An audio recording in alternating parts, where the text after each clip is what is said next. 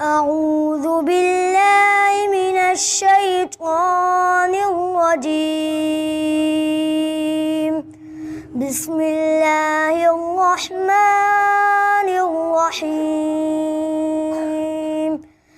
الحمد لله رب العالمين الرحمن الرحيم مالك يوم الدين إياك نعبد وإياك نستعين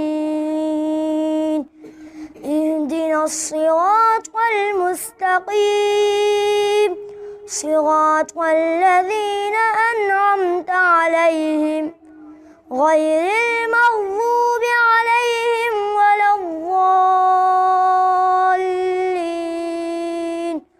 صدق الله العظيم.